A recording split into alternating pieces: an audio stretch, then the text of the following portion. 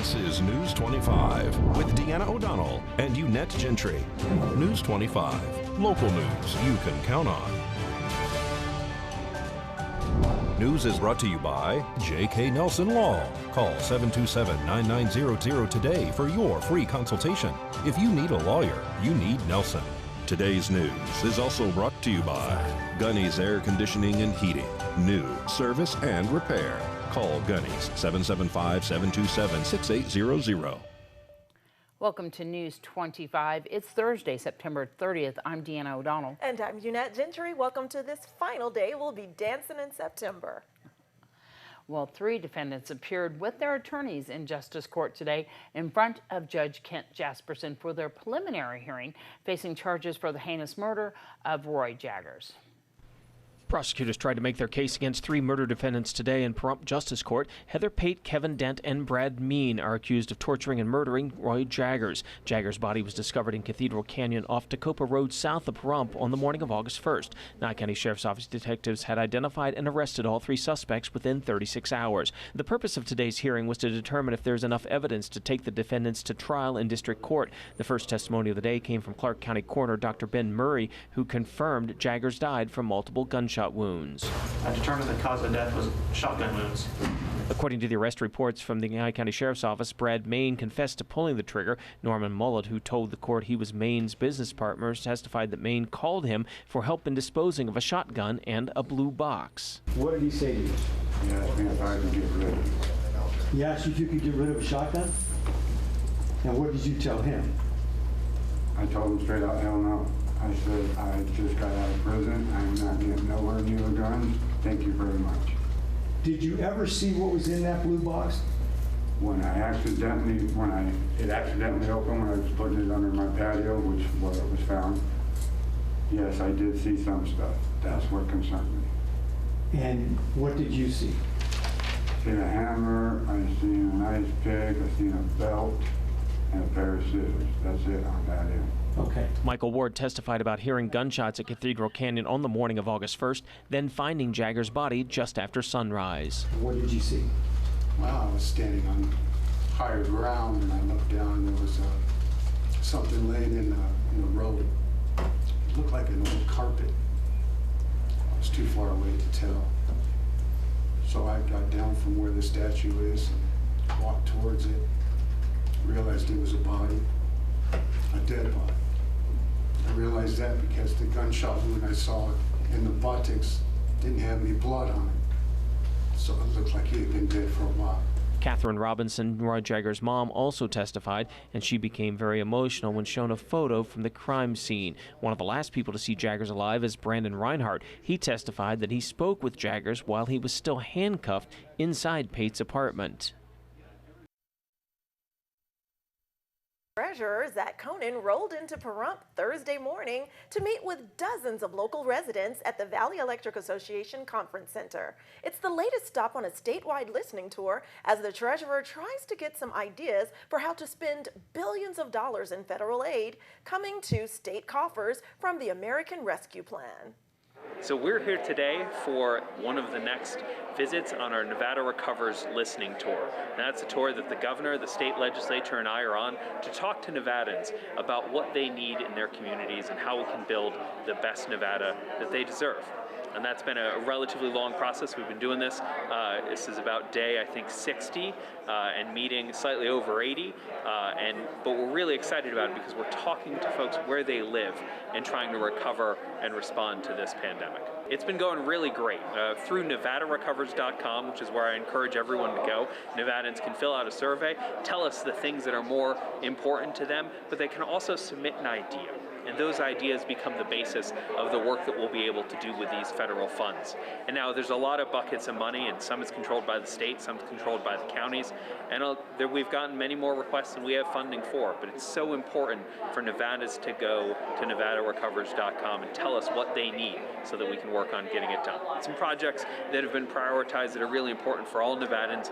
We made sure, and the legislature and the governor made sure, to fund a replacement for the unemployment insurance system, which we know had troubles during the pandemic.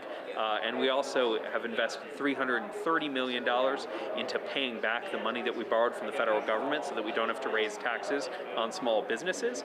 We've also dedicated $220 million to child care and supporting child care providers around the state. Those are just some of the first ideas that came out of this process. We're really excited for more to come out and to help more folks. So in total, the state's receiving about $6.7 billion. Now it's the federal government, so that money has a lot of rules attached to it. And so we're really looking for specific capital projects, things that can be done once, that don't create a fiscal cliff going forward, but that can create kind of generational growth and opportunity. Our listening tours are really about listening. So we'll talk a little bit about the process, but hear from residents of Nye County, hear from residents of Pahrump about what they need, how we can build the Nevada we deserve. The other real benefit of these events is to help get the word out, and thanks for being here so that we can get the word out about NevadaRecovers.com, because everything we do starts on that website or starts by filling out a form at an event like this. And there's still time to get involved if you didn't make it out to today's event. You can share your ideas for how to shape Nevada's future by going online to NevadaRecovers.com. Well, Pahrump resident and popular icon from the 1960s, Sue Thompson, has passed away. Thompson died at the age of 96 from Alzheimer's disease. Thompson, also a fan of KPVM TV, had a popular hit of the song Norman from 1961 and Sad Movies Make Me Cry from the same year. News 25 has reached out to the families and waiting more information regarding a possible memorial service. And the Board of Regents has made a decision that all employees with the Nevada system of higher education must be vaccinated against COVID-19 in order to continue working. This includes professors at UNLV, UNR, CSN, and more. And they will revisit that order next year to make further decisions about continuing the effort to prolong that effort to resist spread of COVID-19. All right, more news right after this break. That's right. This segment of the news is brought to you by Sunset Valley Pools. For quality service and supplies, call 775-513-4114. Welcome back. Well, people who've been hospitalized with severe COVID-19 often need physical therapy to regain strength and retrain muscles as they recover. That was the case for one Ohio teen who never expected to spend time on a ventilator after a host of medical issues, including COVID-19, left her fighting for her life. Erica Foreman has more on her inspiring comeback. Last spring, 17-year-old Sandy Rose tested positive for COVID-19. She had a headache, felt fatigued, and expected that to be the extent of it. So I was like, yeah, I just have to sleep it off, really. So I was like, okay, I have COVID, I guess that's it. But obviously that wasn't it. Over the next few days, Sandy progressively worsened, and her parents called 911. She was I wouldn't say completely incoherent, but really confused and things. At the hospital, doctors also discovered she had type 1 diabetes and was experiencing a life-threatening condition called diabetic ketoacidosis. And then she went into septic shock. Things just never really turned around for her like they expected. As Sandy's condition became more critical, she was transported to Cleveland Clinic Children's. Her heart function was not good, her liver was not working properly, and neither were her kidneys, and also her blood sugars were very high, and so there was a lot of things that needed a lot of attention. Sandy's doctors put her on a ventilator and administered a cocktail of drugs designed to treat MIS-C, a multi-system inflammatory disorder seen in children with COVID-19. As we did that, then we started to see all her different organs start improving. After 2 weeks in pediatric intensive care, Sandy was transferred to rehab. My main goals was to be able to walk up and down the stairs, which I was able to do with some help of my arms. Able to at least get some walking strength back, which obviously I did. Doctors still aren't entirely certain what role COVID-19 played in Sandy's illnesses. She's now adjusting to life with type 1 diabetes and will need to maintain a low-sodium diet to protect her kidneys. But overall, she feels good and plans to savor every moment of her senior year. This is something I thought about in the hospital a lot, which was like, you know, I was so close to death. If I did die, then there's so many conversations left unsaid. You know, tomorrow's never promised. So go out and have fun. At Cleveland Clinic, I'm Erica Foreman. In your health news, attention deficit hyperactivity disorder is diagnosed in more than 3 million people each year here in the U.S. In today's Medical Minute from Spring Mountain Medical, nurse practitioner Troy Perkins explains some of the treatment options available for children with ADHD. This Medical Minute is brought to you by Spring Mountain Medical, healthcare the way you've always imagined it. Hi, I'm Troy Perkins with Spring Mountain Medical, your hometown health and wellness provider. Today, I'm going to talk about ADHD in our children and young adults. ADHD or ADD is a condition in which a patient exhibits symptoms or behaviors such as attention deficit, hyperactivity, and inability to focus. Anger and irritability can also be signs your child is dealing with this condition. Treatment for people living with pediatric ADHD include but not limited to therapy, medication, or a combination of the two. Children with ADHD under my care gain focus and clarity. Let me help your child's performance in school, sports, relationships, and everyday life by giving our office a call today and scheduling a consultation. I'm Troy Perkins, and this has been your Medical Minute, brought to you by Spring Mountain Medical. All right, stay tuned. Your sports after this break. You're watching News 25, brought to you by Mountain West Lawyer, Injury Attorneys, 727-9500. News 25, local news you can count on. Well, here's something you don't see every day. Las Vegas native and rookie NASCAR driver Matt Jaskell skydived onto the infield at the Las Vegas Motor Speedway and went straight into his car at this past weekend's Alsco 300 race. This was his 6th ever NASCAR race. He went on to finish 27th in a position of a pack of 40 drivers. And now we're going to go to Doug Ferber with your sports.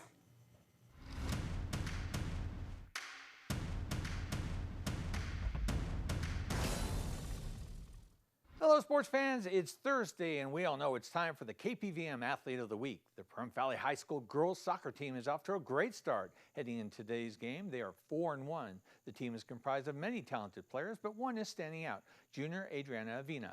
She lit up the scoreboard last week against Mojave, scoring 4 goals in the Lady Trojans' 8-0 win. Coach Julie Carrington is impressed. Adriana Avina came as a freshman, and she's always been dedicated, always gives 110% on the practice field. And this last game was truly exceptional because she was always where she needed to be. She passed when she could pass to give opportunities for her teammates, but yet she still scored, 4 goals in the game. Possibly could have scored more, but we tried to work both sides of the field, right and left. Teammate Kiara Ramos marvels at Avina's abilities too. Adriana did really good. I set her up for like maybe 2-3 goals, and then she just takes it, she just goes back post and just puts it in the net. Like, there's nothing that girl cannot do. She just is always on it. She's always there for everything. She has perfect cross, and we always find a way to finish. Avina appreciates the accolades, but her focus is on her team and their contributions. It was actually a really good game. We worked really well as a team, and it was, my goals all came from my team working together. My midfield was playing through balls, and it was just a really clean game. We worked really well together. It was our first home game, so it was great. It was probably the best game we've played in a long time. Congratulations to the girls soccer team, and especially Adriana Avina, our KPVM Athlete of the Week. Last Friday, although the PVHS football team fell short against Boulder City in its opening league game, a silver lining appeared as senior Zach Cuellar rushed for 123 yards on 13 carries. Cuellar even surprised himself. I ran pretty hard every down, every play. I was running my hardest. The offensive lineman ran pretty good. I was pretty excited for that day. It was my biggest rushing game in my whole career. Tomorrow night is homecoming at PVHS. Coach Joe Clayton hopes to build off last week's game. Yeah, this being our 3rd week, we saw some great things against Boulder City. Obviously, it wasn't the outcome we wanted, but we saw some really good things. We ran the ball really well. So we plan on Friday night doing the same thing versus Slam, just running the ball and having success there. And we're looking to pull out that homecoming win. The Pahrump Valley girls volleyball team is off to an 8-3 start. Tuesday, they took down Somerset Academy of Losey in 3 straight, 25-11, 25-20, and 25-15. Tonight, the girls host 13-1 Moapa Valley in a non-conference match beginning at 6 p.m. The PVHS boys soccer team beat Virgin Valley 4-0 yesterday in a non-conference game in Mesquite. The boys are now 4-1 on the season. In Tuesday's league golf match at Aliante Golf Club, the PVHS girls golf team dominated, winning by 69 strokes. The Las Vegas Aces beat the Mercury 96-90 on Tuesday and can clinch a berth into the WNBA Championship Series with a win tonight at the Ultralight Arena beginning at 7 p.m. If you have any athletes, inspirational stories, or ideas, drop me an email at dougf@kpvm25.tv. Now back to the news desk. Thanks so much, Doug. Well, is your computer not doing what you'd like it to? Well, in this week's Great Computer Deals quick tutorial, Josh Osborne explains signs that indicate it might be time to buy a new computer. Hi, it's Josh with Pahrump Zone Great Computer Deals. Let's get right into it. It's time for another quick tutorial. How do I know it's time to buy a new computer? Well, here's one sign. You can no longer run the programs you want because your PC specs are not powerful enough. The first PC I ever bought, the salesman told me, "You'll never need anything larger than this." Well, unfortunately, that is never the case. All computers become inadequate at some point. If you're struggling to run the latest programs you use for office, financial, graphic design, music, or gaming, it's probably time to look into upgrading for probably way cheaper than you think. If you're in the market for an updated computer, come down to our store for some friendly advice and we can help you with your next step. Why trust a technician when you can trust a friend? Great Computer Deals is located at 1190 East Highway 372. Call us at 775-990-8833. News 25 WeatherCam is brought to you by Lerner and Rowe Injury Attorney's Office in Pahrump. In a wreck, need a check? Call 702-877-1500. All right, beautiful shot of the mountains surrounding Pahrump. At least the haze cleared out. For now, we'll take a closer look at our forecast and what's on the October horizon after this break. News 25 weather is brought to you by Dairy Council of Nevada. The splash of cream in your coffee, the dollop of sour cream on your burrito, the melted toasty cheese on your pizza. Undeniably delicious, undeniably dairy. Enjoy what's real. Hi, good evening, Nevada. It's John Kohler from the KPVM Channel 25 Weather Studios. Lovely to see you on this lovely Thursday. Look at this lovely weather we have. Lower 70s up in Fernley, Fallon, and Carson City. Titch cooler to Tonopah or Goldfield and Beatty. If you're feeling Grady, I think it feels like 80. Oh yeah, 85 degrees out in Amargosa, and just a little bit cooler in Vegas at 83. Downright pleasant in Death Valley at 95 degrees. You guys got to put on a sweater here pretty soon. Here in the Paradise of Pahrump, it's 81 degrees and looking great on a Thursday night. High of 83 just a little bit earlier. Sun rose this morning at 6:38 in all its glory and promise, and it'll set this evening at 6:28, and that'll be how that day goes, and all done. Be a beautiful sunset. We've got clear skies, but still lovely. And the humidity, 13%, not too bad as we head into the week. Does it mean we get clouds? Nope.